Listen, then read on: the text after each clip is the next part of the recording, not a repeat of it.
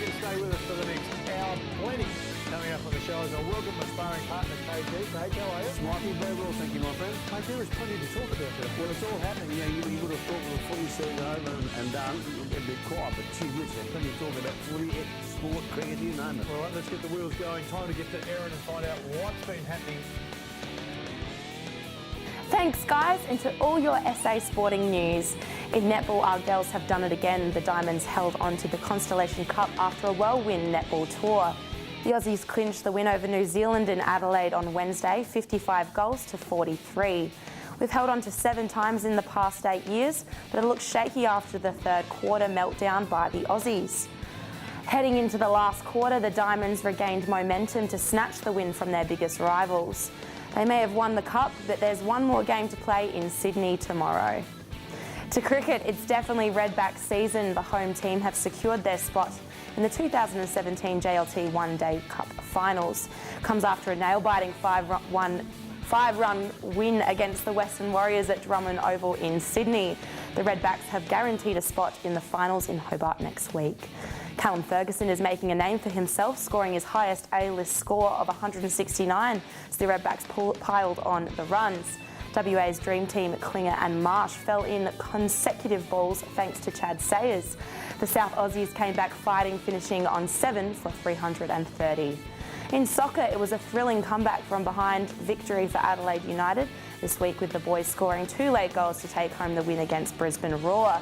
Adelaide put everything on the line on Friday night, continuing their new season winning streak. They didn't score until the late in the second half, and then Joanne Abelson sealed the deal in extra time with a late goal. The 36ers were outplayed by Melbourne United on Saturday night with a 20-point loss at home.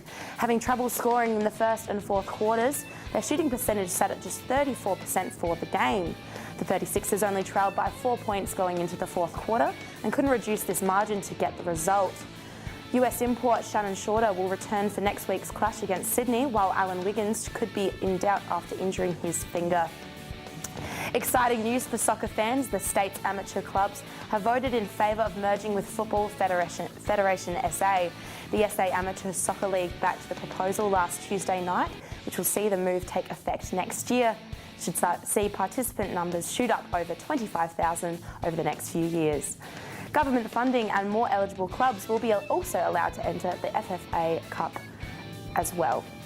And there were tears, revving engines and cheers as Holden drove off into the sunset. Over 25,000 car enthusiasts gathered in Elizabeth on Sunday to send off the Adelaide manufacturer with a dream cruise.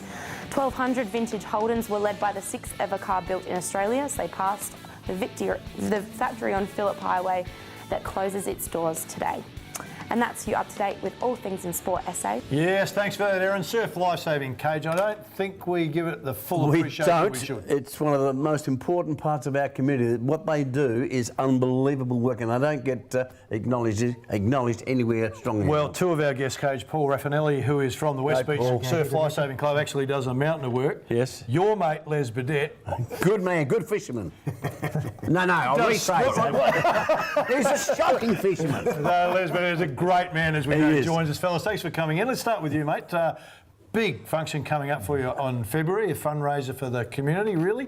Tell us a bit about it. Well, it's in aid of the prostate cancer and breast cancer. Yep. And I said some of the figures are alarming. It's 20,000 people will be diagnosed with prostate cancer this annualised, and 15,000 with breast cancer. So if you can appreciate the SANFL Grand Final had probably 39,000 people. Yep. We thought the overlook for lots of people. That's as many people that's going to be diagnosed with cancer. It's called the Pink and Blue Swim Day, is it? Yes.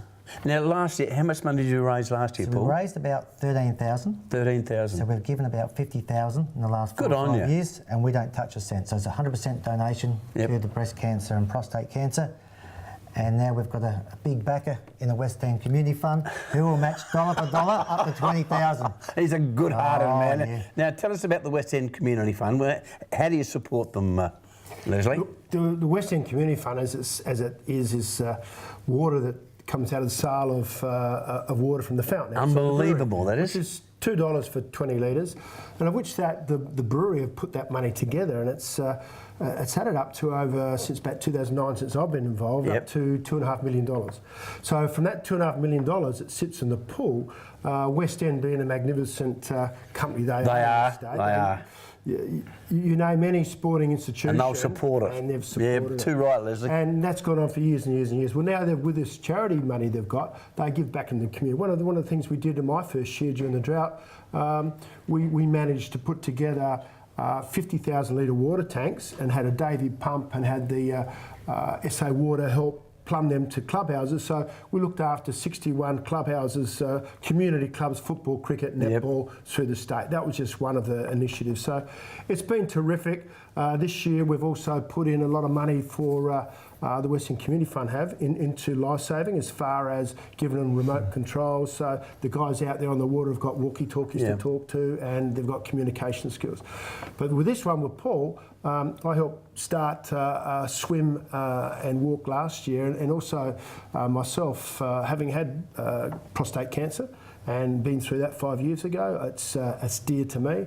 And when Paul asked if I would get involved in the community, of which we could do the walk, and last year in assisting Paul made the $13,000, and I was there and I witnessed all these magnificent people in the community making an effort to make some dollars to give to people that need it, research for breast cancer. And I was at last Sunday even, it's been 12 months since a dear mate of mine's wife died from breast cancer, so we got together last week. It's 12 months to that day.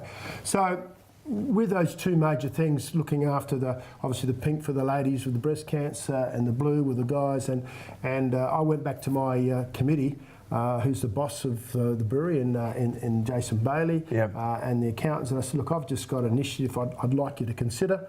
And the consideration I put to the table was, if next year, if this breast cancer, prostate cancer swim and run was to bring anywhere up to $20,000, could we match it? And the answer is yes? Was unanimous. Fantastic. So the initiative is now for the Life-Saving Club to see if they can get to the 20 grand. If they make 19, we'll match it for 19. And if they get to the 20, we'll give 20. So we can turn 20 into 40,000. Now, when's the day, Paul? And what sort of events do you run during the day to raise this money? So it's February the 10th, February the 2018. It's about 9:30. Yep. So good weather, school's back. Yep. And that sort of part. It's a distance, either 200, 500 metres or 1,000 metres. You can pick a distance. It's not non-competitive. Complete it, or we have a walk. So you can do a 2K walk, same donation, it's only a $20 donation. Beautiful spot too. And we're encouraging pets. So we've got little bandanas made up for the dogs, so you can actually buy some merchandise there. So we'll be buying some merchandise. We've got a number of other sponsors who are coming on board. And we're hoping for 1,000 people. There's no pet sharks. Yeah. No pet sharks. Well, in that case, I'm coming. No, in that case, I'll be there. Hey, Paul, West Beach, a non-for-profit life-saving, so it's always hard to generate funds. I mean, most organisations that are low-profile struggle with that. So to be able to go dollar for dollar with West End sensational is a pretty unique situation. Well, that's our bit of our pride. We think we're also a community club, but what can we give back to the community? And we talk about saving lives in the water. We think we can save some lives on the land. Also, we've got a back end, you're going to get a key ring. So if you come along, which hopefully you guys will, everyone gets a key ring. It's going to have on there, have you had your checkup? So we're going to remind people on the key ring that make sure you get a checkup, besides the research that we can provide with money. Just to clarify that, the money is going to cancer research for breast cancer and prostate cancer. It's not going to the club, which I again applaud the club. I'm a member of the club as well. I applaud the club. They're getting off their backside and they're helping the community, and that's, how can you not support that? You know, I've learned a couple of things today. Firstly, that Surf Life Saving does things in and out of the water. Unheralded. I'm surprised that Les knew that there was water at the front of the West End. Well, that's the second thing I didn't know. Guys in the beer field. Well, that's the importance of it. Well, February the 10th, there'll be a couple of little Sauvignon Blancs there. And there'll be red cans and Sauvignon Blanc. I promise you. I'm there. How long's it been going?